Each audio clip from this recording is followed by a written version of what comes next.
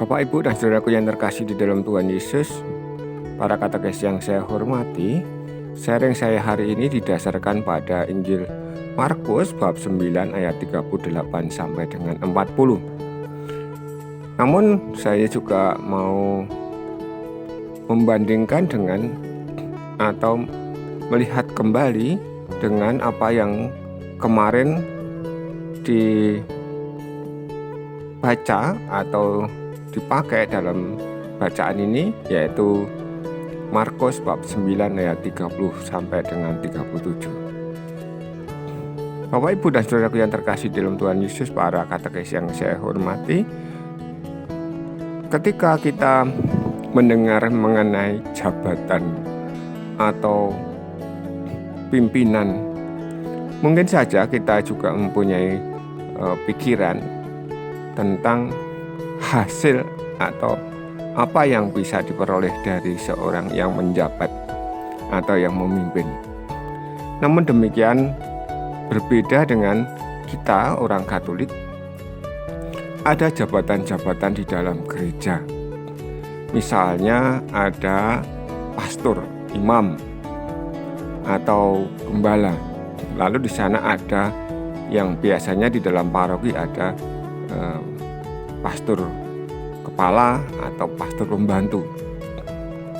Lalu ada yang namanya vikjen, ada yang namanya vikep, ada yang namanya uskup, lalu ada yang namanya kardinal, ada yang namanya paus. Kita semua melihat sebagai umat Katolik, mereka semua tidak dipilih atau memperoleh jabatan itu untuk mendapatkan uang atau mendapatkan hasil. Namun mereka mendapatkan teristimewa adalah tanggung jawab.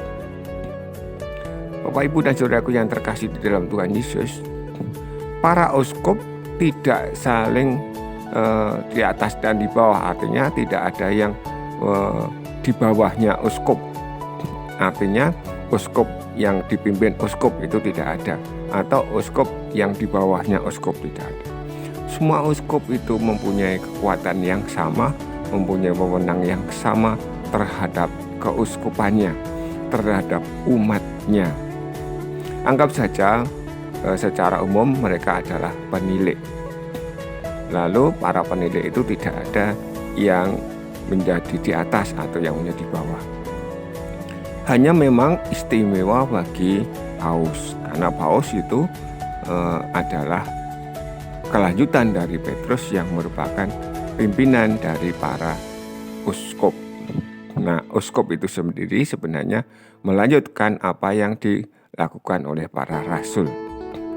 Lalu ada imam, tadi yang saya katakan imam. Lalu ada imam kepala, ada imam pembantu. Itu sebenarnya sama saja, hanya sebagai bagian koordinasi. Bapak, Ibu, dan saudaraku yang terkasih di dalam Tuhan Yesus, para katekes yang saya hormati, kalau mau menjadi yang tertinggi atau menjadi pemimpin, mestinya melayani mereka semua.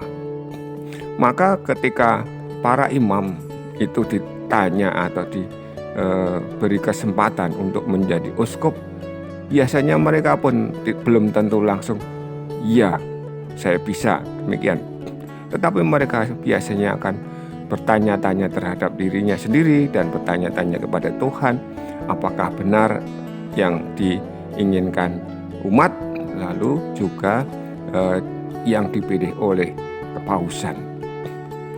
Itu semua adalah tanggung jawab yang lebih besar. Nah, hari ini kita juga melihat bahwa ada orang-orang yang menggunakan nama Tuhan Yesus sebagai alat untuk membuat mukjizat. Kalau dikatakan di sini, guru, kami melihat seorang yang bukan pengikut kita mengusir setan demi namamu. Inilah yang biasanya memang bisa dipakai untuk mukjizat-mukjizat. Tetapi bagi kita umat Katolik, biarlah mereka menggunakan nama Tuhan Yesus, demi nama Tuhan Yesus. Tidak masalah, Tuhan Yesus juga mengatakan, selama mereka tidak memusuhi yang mengumpat Tuhan Yesus, kan mereka juga adalah orang-orang yang di pihak kita. Mereka mempercayai Tuhan Yesus yang mampu membuat mujizat. Nah, entah di dalam gereja itu, entah di luar gereja.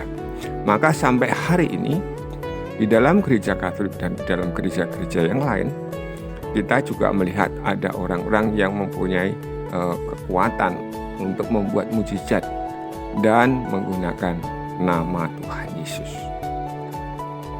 Kita semua selayaknya untuk menerima itu sendiri. Selayaknya menerima mujizat-mujizat itu, kebaikan-kebaikan itu bagi kita semua.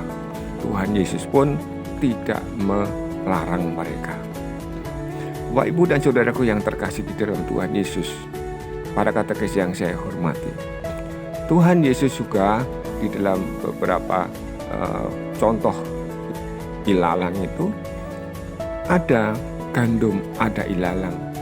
Kita semua bisa saja menjadi ilalang bagi gereja, bisa